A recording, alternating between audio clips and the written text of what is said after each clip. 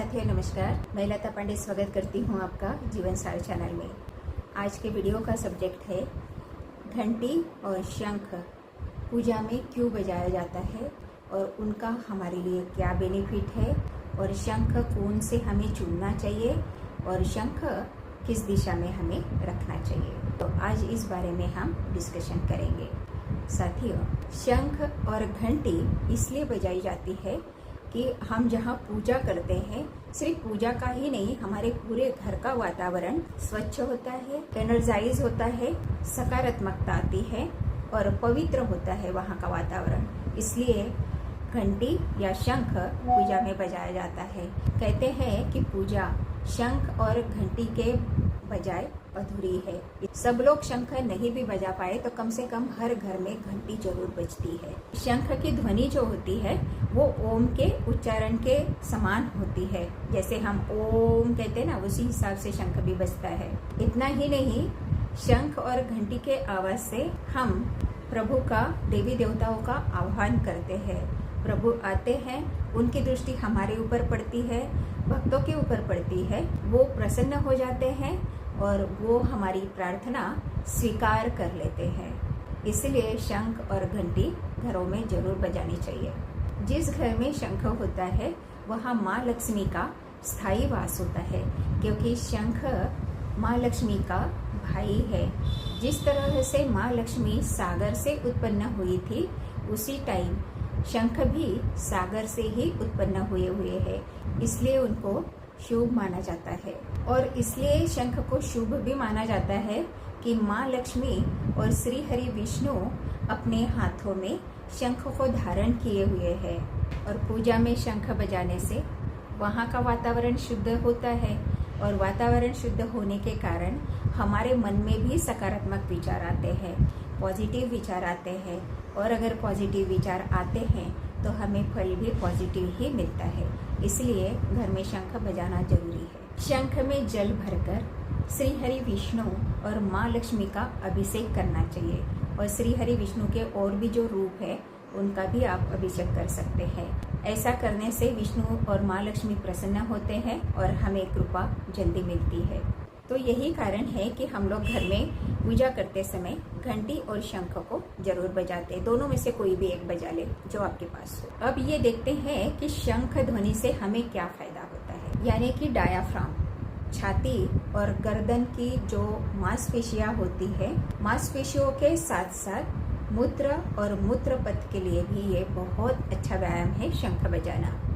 आप जैसे ही शंख बजाते हैं तो आपके फेफड़ों की जो मांसपेशियां होती है वो विस्तारित हो जाती है और आपको सांस लेने में मदद मिलती है। आपके फेफड़े अच्छे तरीके से परफॉर्म्स कर पाते हैं, अच्छे तरीके से काम कर पाते हैं और आप शुद्ध और पवित्र श्वास ले सकते हैं। और शंख बजाने से हमारी जो थायराइड ग्रंथियाँ होती है और हमारी जो स्वर ग्रंथियाँ होती है उनको मजबूती मिलती है, वो मजबूत होती है। अब आप पूछेंगे ये कितने हर्ट्ज के ऊपर ये बजता है? तो इसकी जो फ्रीक्वेंसी है शंख की वो 7.83 हर्ट्ज की है। तो 7.83 हर्ट्ज की अगर फ्रीक्वेंसी आप सुनते हैं तो ये समझ लीजिए कि आप शंख की फ्रीक्वेंसी सुन रहे हैं। शंख ध्वनि बोलो तो शंख से जो आवाज उत्पन्न होती है उसको हम शंख ध्वनि बोलते हैं। और हमने देखा है कि हर मंदिर में, जहाँ भी हमारे मंदिर है वहाँ आरती के समय शंख बजता है। जब देवी देवताओं को प्रकाश ऐसे अर्पित किया जाता है ना, उस टाइम तो शंख बजाते ही बजाते हैं मंदिरों में। अब जानते हैं कि शंख की शक्ति क्या है। भगवान विष्णु का जो शंख है उसे पंचजन्य शंख किया गया है। वो हमेशा अपने दाहिने हाथ में शंख को धारण किए हुए होते हैं। उनके लिए एक ये दिव्य हथियार है, उससे वो निर्माण भी कर सकते हैं, सुरक्षा भी कर सकते हैं और विध्वंस भी कर सकते हैं, नाश भी कर सकते हैं। शंख का ध्वनि ओम ध्वनि का प्रतिनिधित्व करता है, जो कि पूरे सृष्टि का ध्वनि है।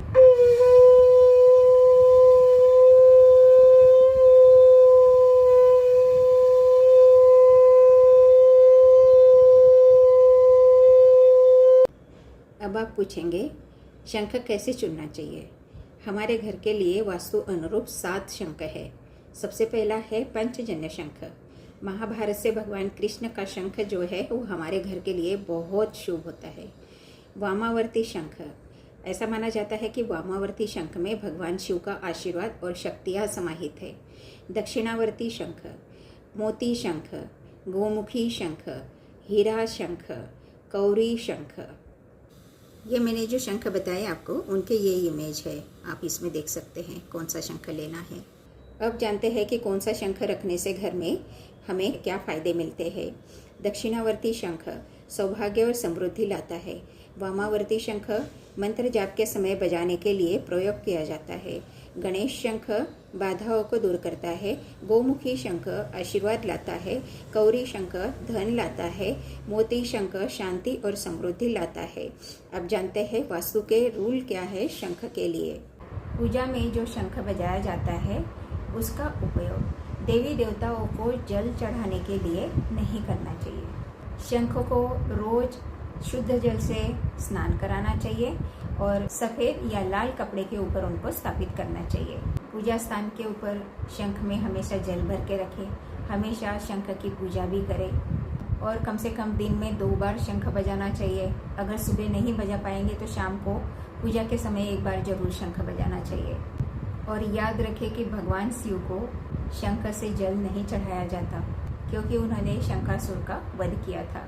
घर के मंदिर में पूजा के लिए कभी भी 2 शंख नहीं रखना चाहिए। शंख को कभी भी फर्श पर या इधर उधर ना रखें। मंदिर में टूटा फूटा या खंडित शंख भी नहीं रखना चाहिए। जो कांटे वाले शंख होते हैं या मूंगे वाले शंख होते हैं उनको भी आपको घर में नहीं रखना चाहिए क्योंकि वो घर के वातावरण में वो असंतुलन पैदा करते हैं। शंख स्वस्थ संबंधों का और समृद्धि का प्रतीक है। भगवान बुद्ध के चरणों में जो 8 शुभ प्रतीक है उसमें से शंख एक शुभ प्रतीक है। शंख घर में रखने से बुरी नज़र से आपका बचाव होता है। कैरियर में आपको मदद मिलती है और धन धान्य सुख शांति समृद्धि आपके घर में आती है। ये थी जानकारी शंख के बारे में। मैंने थोड़ी जानकारी देने की आपको कोशिश करी है। अगर ये जानकारी आपको अच्छी लगी तो वीडियो को लाइक करें, कमेंट करें, शेयर करें और वीडियो के ऊपर अगर नए हैं आप लोग तो चैनल को सब्सक्राइब अवश्य कर ऑल नोटिफिकेशंस ऑन कर ले ताकि हर एक वीडियो की नोटिफिकेशंस आपको मिलती रहे।